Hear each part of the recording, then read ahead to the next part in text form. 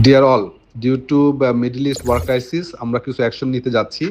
আপনি ইতিমধ্যে জানেন বাংলাদেশে বিভিন্ন ফিলিং স্টেশন তেল পাওয়া যাচ্ছে না, আমাদের ট্রাকের জন্য তেল পেতে সমস্যা হচ্ছে, আমরা জানি না কতদিন তেল পাবো, লোডশেডিং শুরু হবে, রাইট? অনেক ক্রাইসিস আমরা ফোরসি করতে পারছি। এই পরিপ্রেক্ষিতে আমরা যেটা করার চেষ্টা করছি সেটা হচ্ছে যে আজকে ডিও বন্ধ থাকবে।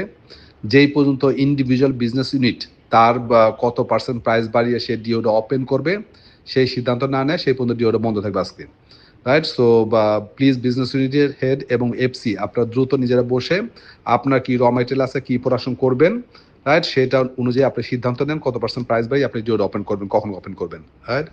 দ্বিতীয়ত হচ্ছে যে র মেটেরিয়ালকে আননেসেসারি প্রোডাক্টে কনভার্ট করেন না, র মেটেরিয়াল ফর্মে রাখেন, only basic product, right? Basic product at good margin, যে প্রোডাক্টগুলো আছে সেই প্রোডাক্টগুলো প্রোডাকশন করবেন, বাকি প্রোডাকশন এখন করবেন না।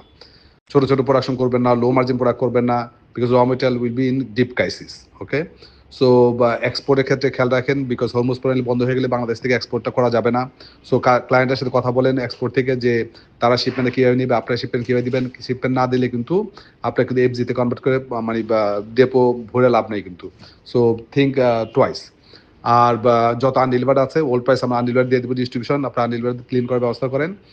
আর মিনওয়াইল আজকে যদি পারি সিদ্ধান্ত দিব, কিছু কিছু বিজনেস ইউনিট, না পারলে কালকে সিদ্ধান্ত দিব তো কত দাম কত প্রাইস বাড়িয়ে আমরা কীভাবে ডিও আনবো। আর মার্কেটে যার কাছে যা আছে ডিলার কাছে সেটা রিটেলিং করতে গেছে, বাকিটা আমরা জানাবো time to time. Thank you.